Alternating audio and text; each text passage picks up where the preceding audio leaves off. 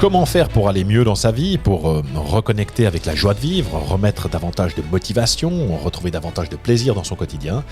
C'est ce que j'aimerais te partager dans ce nouvel épisode de Réussir sa vie, le podcast du développement personnel et professionnel, où chaque semaine je te partage des astuces, des techniques, des interviews, des réflexions qui bousculent les idées reçues et qui favorisent ton changement. Ici Christophe Baïs, je suis coach de vie et comportementaliste et j'accompagne des personnes qui sont aujourd'hui en quête de changement, qui souhaitent reconnecter avec leur motivation intrinsèque, précisément remettre davantage de plaisir, de joie de vivre dans leur quotidien, bref, des personnes qui veulent réussir leur vie. On se retrouve tout de suite après ce petit jingle pour la suite.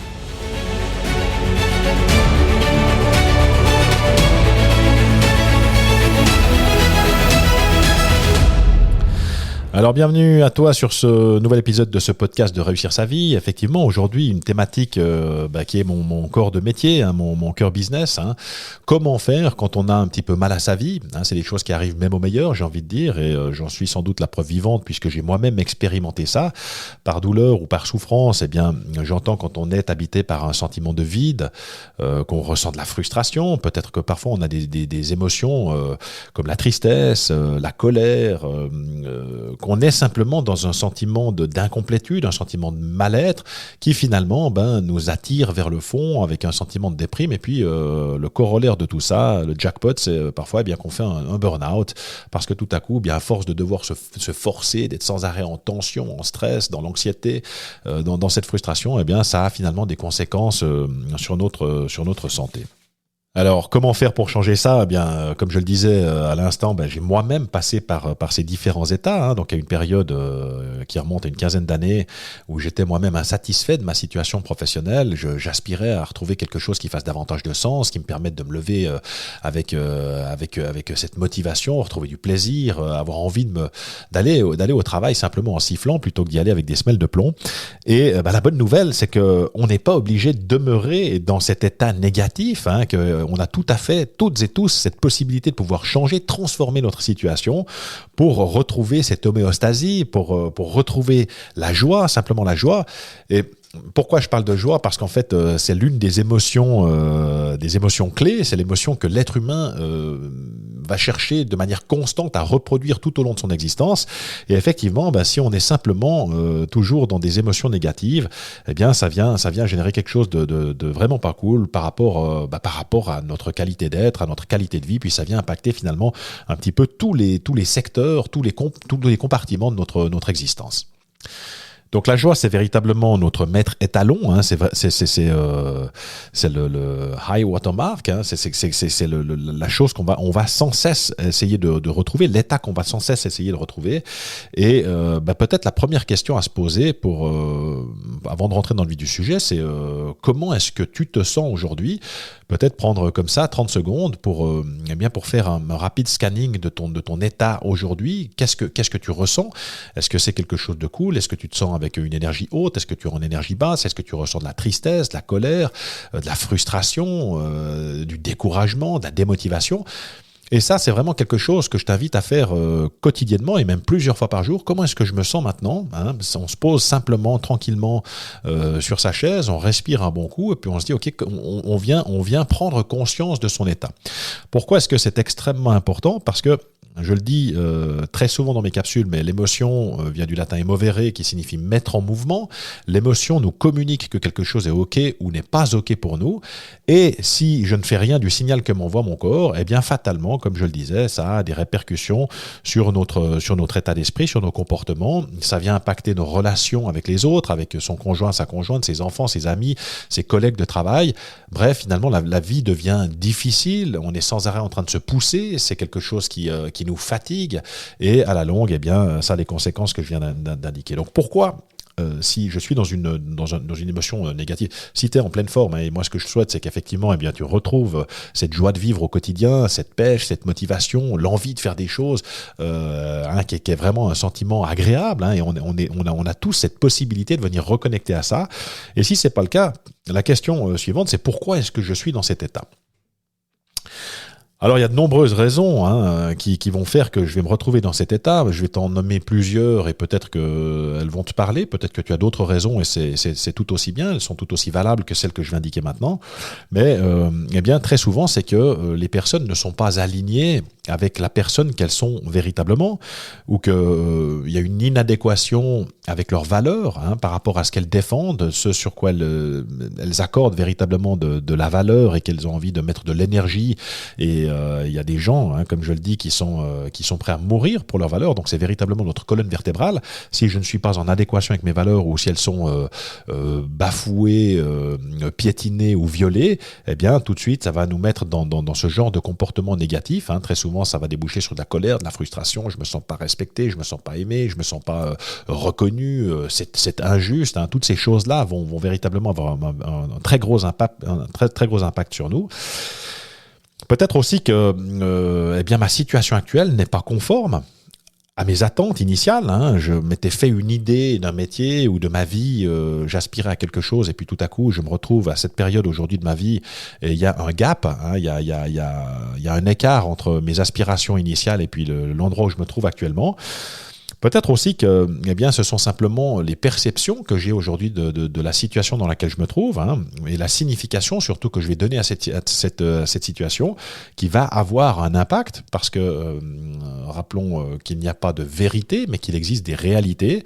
Et puis moi j'aime bien donner cet exemple avec quand on dessine le chiffre 6 par terre et puis une personne qui se trouve d'un côté du chiffre et puis elle va voir que c'est un 9 et puis la personne qui se trouve en face va dire non mais c'est un 6, et en réalité, personne n'a tort ou personne n'a raison, ça va simplement dépendre en fait du regard que je vais porter sur les choses.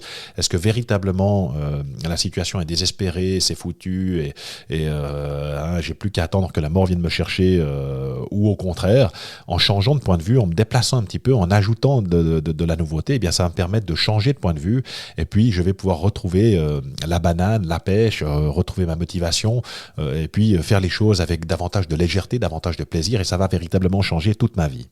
Alors, si tu te retrouves dans cette situation où effectivement, tu te retrouves avec un sentiment de douleur, de souffrance, de mal-être, d'incomplétude, etc., il n'y a pas de culpabilité à avoir, et ça c'est très important de le souligner.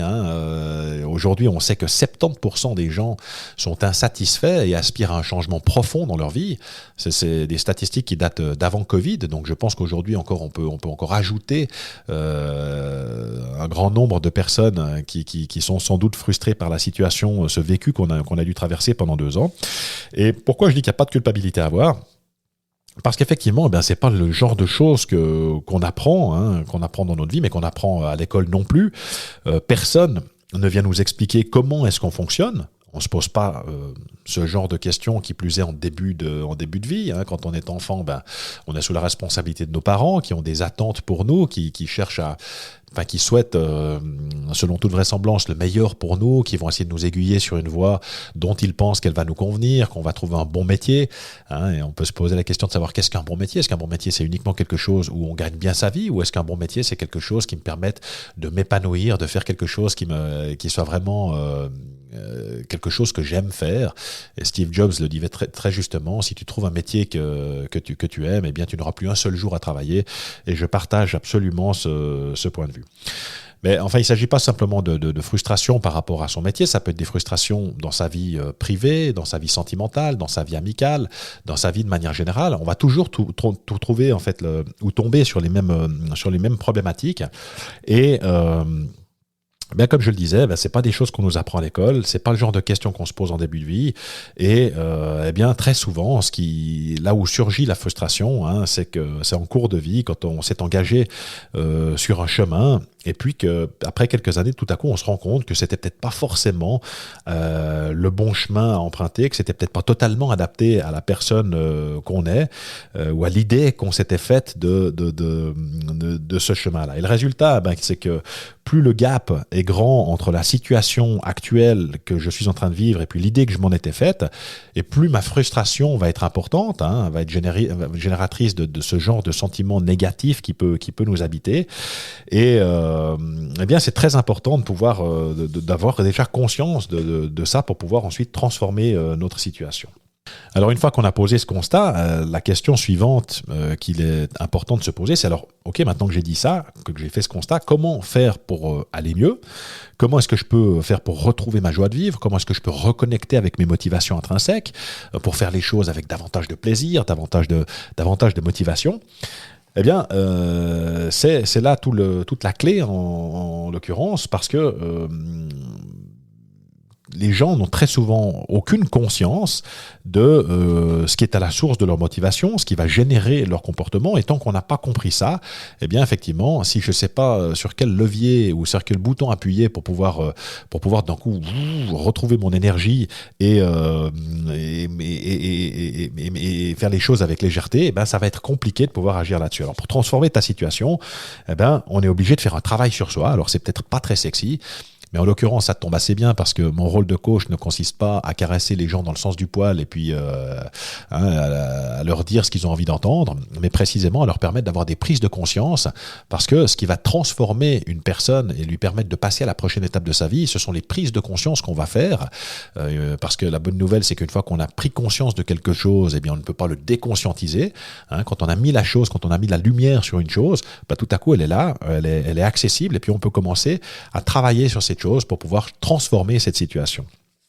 Donc pour les personnes qui aujourd'hui, et si c'est ton cas, où tu te retrouves dans une situation qui ne te convient pas ou qui ne te convient plus, ou que tu aimerais transformer, que tu aimerais changer, que tu aimerais passer précisément à cette prochaine étape, eh bien effectivement, ce changement va nécessairement passer par un petit travail à faire sur soi, par se livrer à une introspection pour venir détricoter la pelote, pour comprendre ce qui va se cacher effectivement derrière ce sentiment qui nous habite, parce que dans la plupart du cas, eh bien, c'est quelque chose qui est totalement inconscient, qui échappe à notre conscience, qui échappe à notre attention, et c'est du reste la raison pour laquelle on n'arrive pas à faire ce travail tout seul, parce qu'on peut pas...